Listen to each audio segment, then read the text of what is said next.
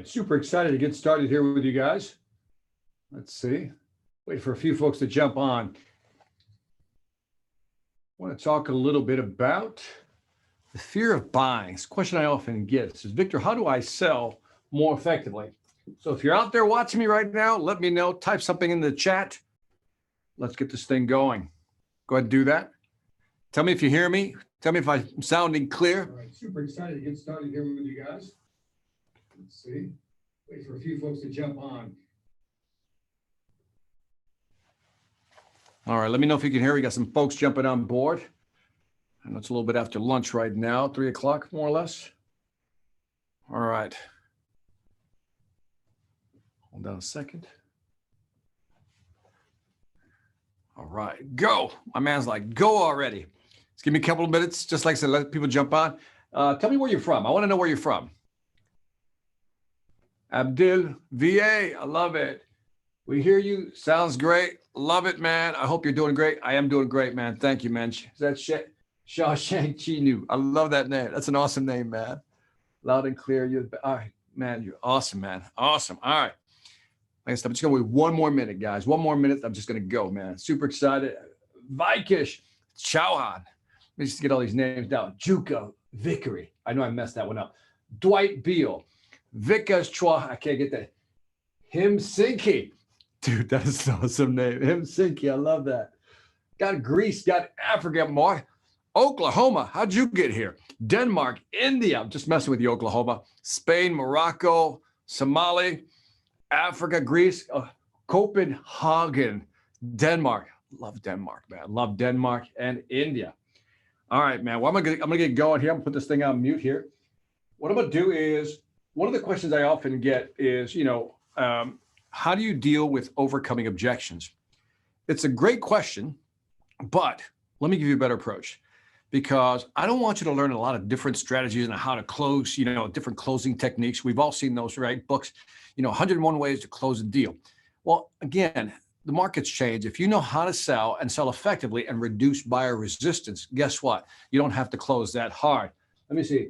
I just downloaded your sales tips video. We implement it one by one. Shawshank again, love it. This is Sanjak from India, man. Thank you. And Lodi, California. Gregory Lewis. Dude, I love the name Lodi. I think I got it right. Tell me if I don't have it right. So here's what I want you to think about. The next time you're talking to somebody, typically our approach is, I always use an iceberg analogy. If you've seen some of my training, you know where I'm going. The iceberg analogy, I don't know if you can see that. Can you guys see that? That marker pretty clear? You can go a little darker here. How about that? Can you see that? There you go. All right. So there's the water. So let me make that blue. This is going to be water. So this is going to be blue. Okay, that's water right there. Okay, guys?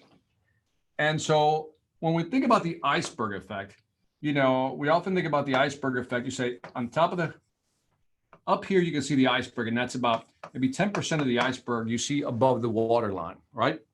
And then right below the water line is obviously the bulk of the iceberg, right?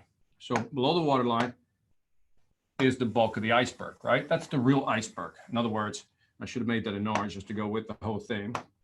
And so let me go orange on this, and you guys get the idea. So this is the iceberg underneath, right? The water. That's the iceberg underneath, right? Again, you can only see 10% up here, but the other 90% is up here. So now you got 10% up here, 90% is down here. Here's a way to think about this. Too often when we talk about selling, we sell up here. We talk about the features you have, right? You talk about your features. You talk about the benefits those features offer, features, benefits. Then you talk about your advantages, why yours is better than your competition or why this one's better than that. And then you talk about gain. If you buy ours, this is how much better off you're going to be. Now, this is how most people sell. Sell the feature, the benefit, the advantage, the gain. That's what we've been trained to sell. And there's nothing wrong with that. You have to walk through that. But here's what I want you to think about. Because have you ever done a presentation where, everything you said was perfect? You explained everything clearly. You clearly went through everything. You explained it. You even explained the advantages. But the client still says, well, Victor, let me think about it. I'll get back to you.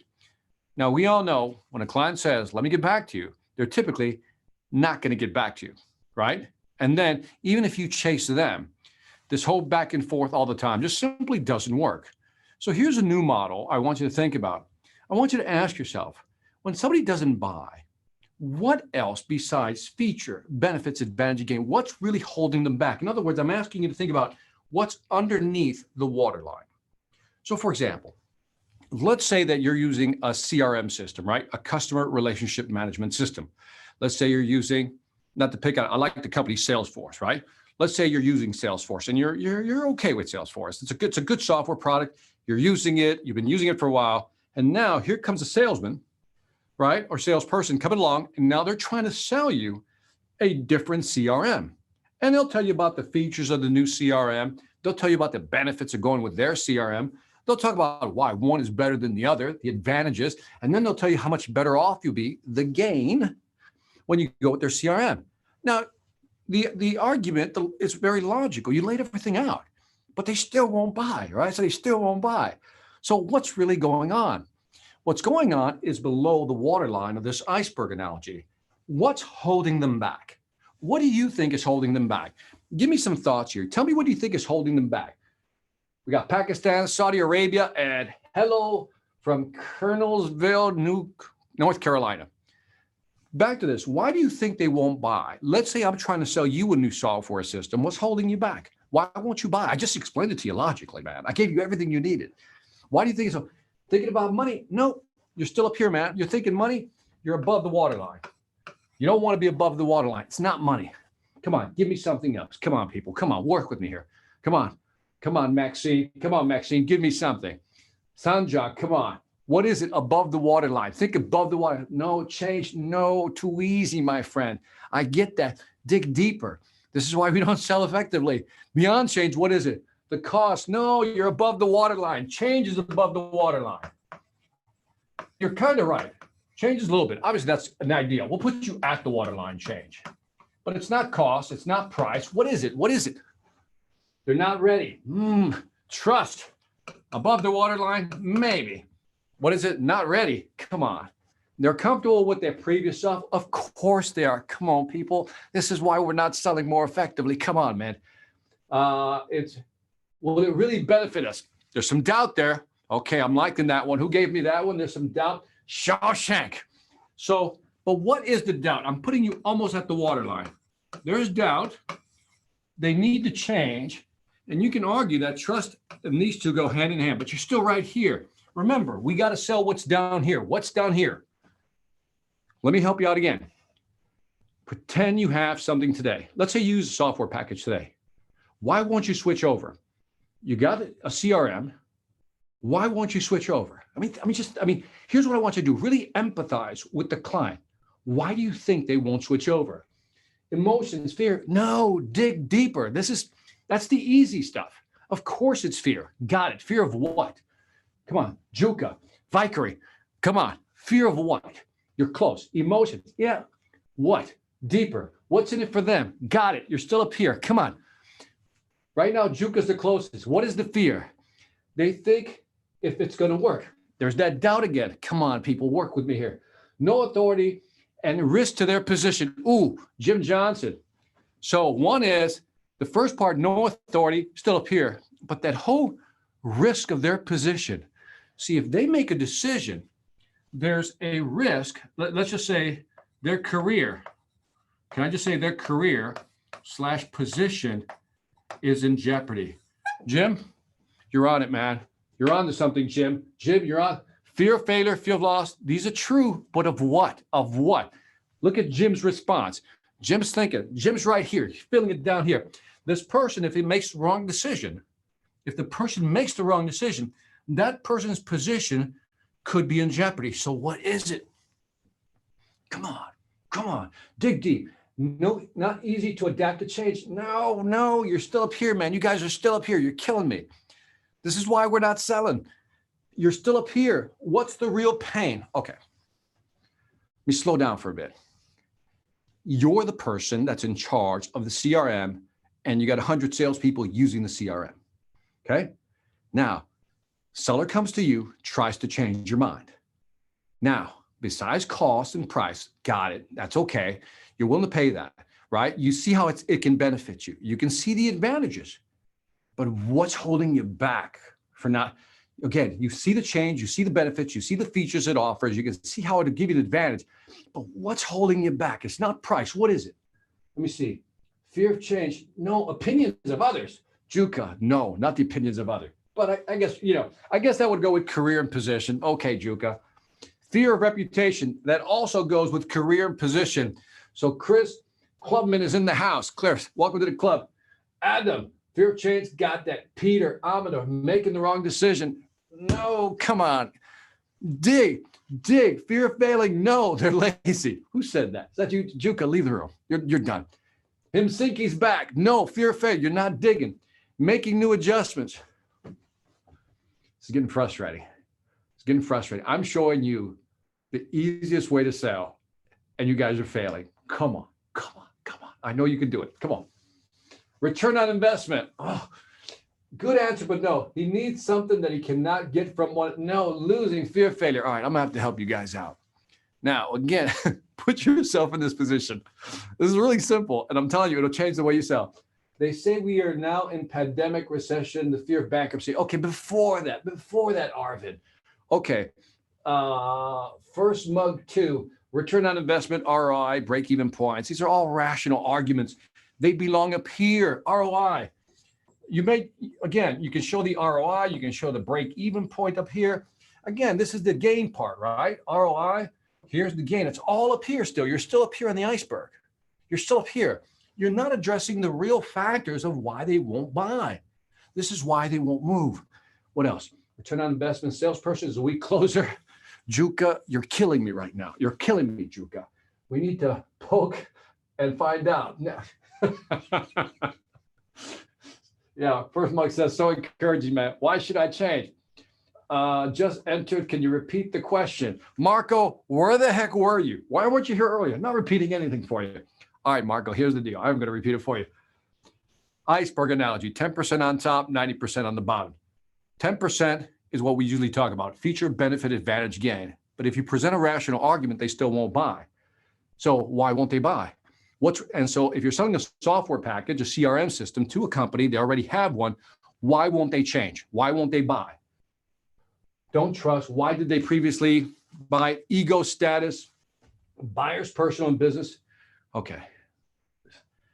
All right. I'll give you a couple more and I'm just going to give you the answer, folks.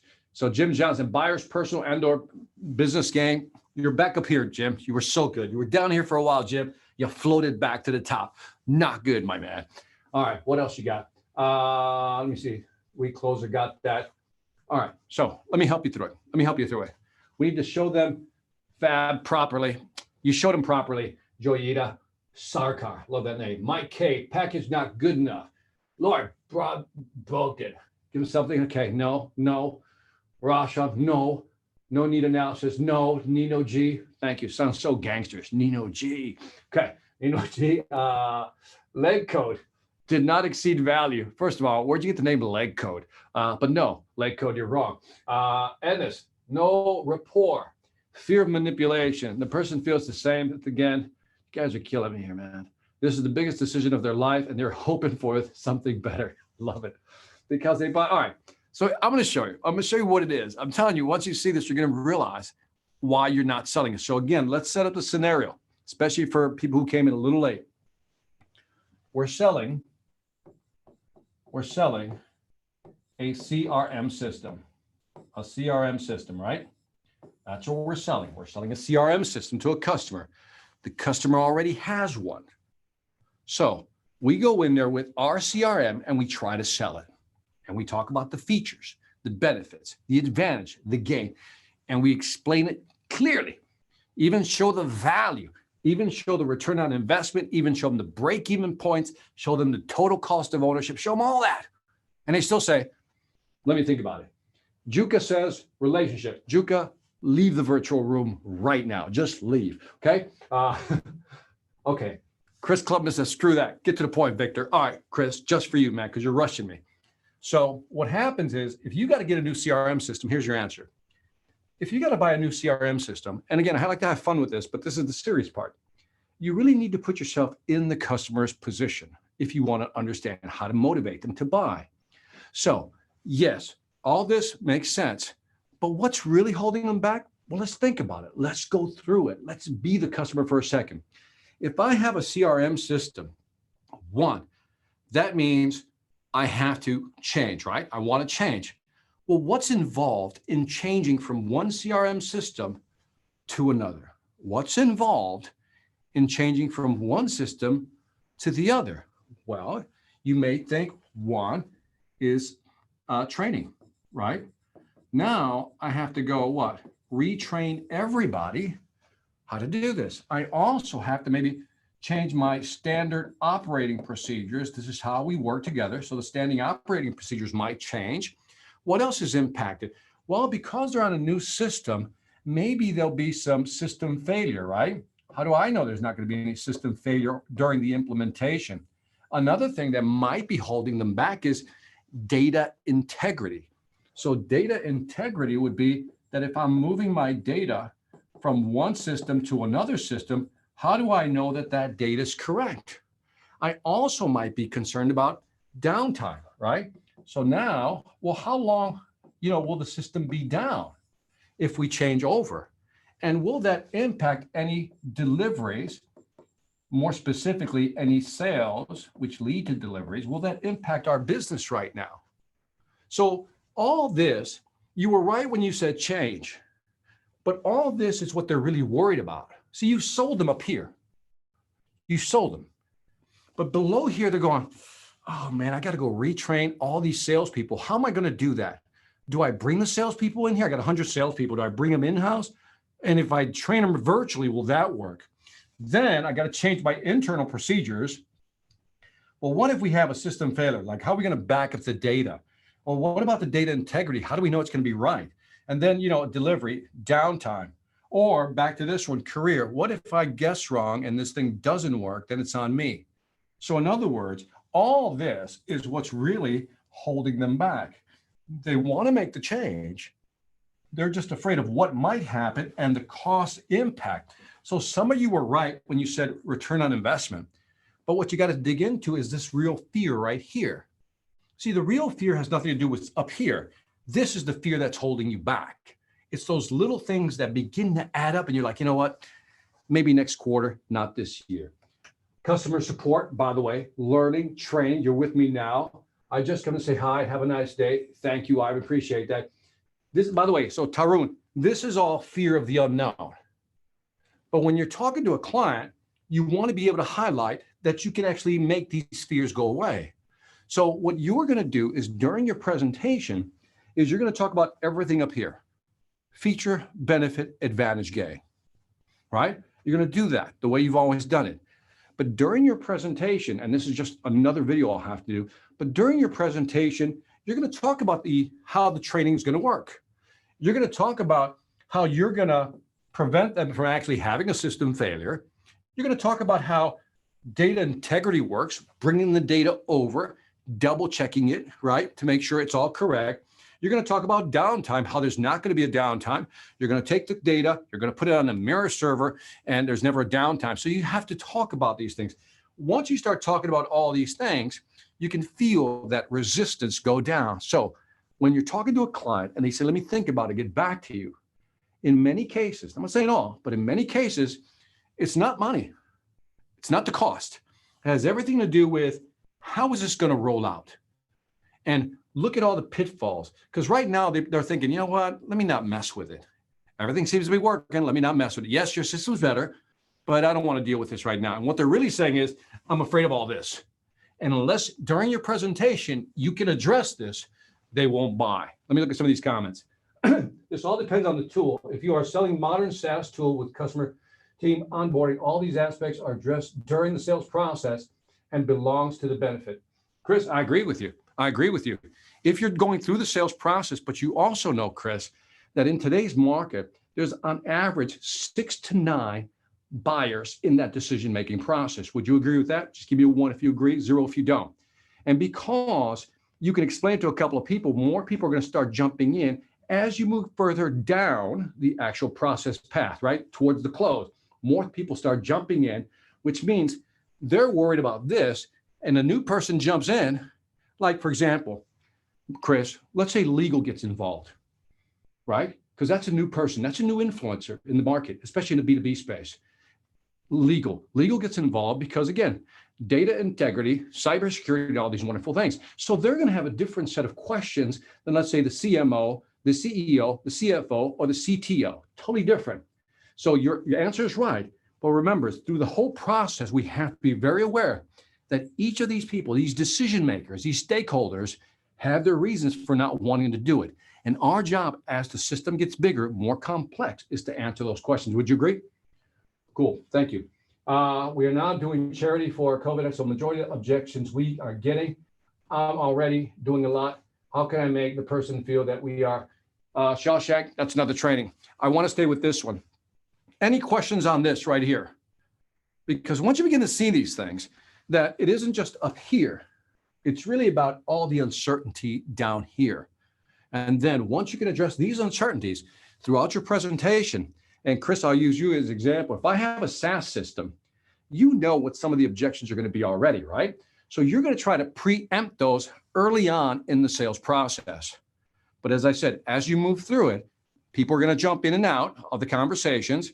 And by the way, executives tend to get involved typically in the three-fourths of the way into the actual buying process. So they started out, we need to do something. And somewhere towards the end, senior level management jumps right back in before a final decision is made. So we have to be aware of that. So keep that in mind. Chris saying, I'm not saying it's easy. Yeah, absolutely, Chris. When you look at a stakeholder map, it gets really complicated, doesn't it? But zoom back, because you may be thinking, if you're not Chris, you may be thinking, how does this work in a B2C scenario? Works exactly the same way. Again, let's just say I'm selling you a computer. I'm making this up. Again, I'll tell you about the new features of the new computer. Let's say you're on a PC, I'm trying to move you over to a Mac, right? PC, trying to move you over to a Mac.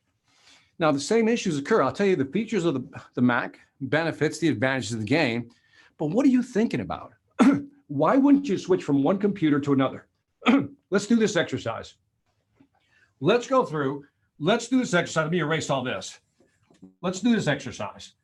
Why don't you tell me that if I'm trying to move you from a PC to a Mac, okay, I'm trying to move you from a PC to a Mac, you tell me now, what's the iceberg look like under here?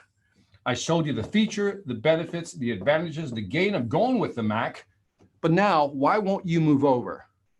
What's holding you back from moving over? Interesting question, right? Because now if you got, so again, what are we trying to sell?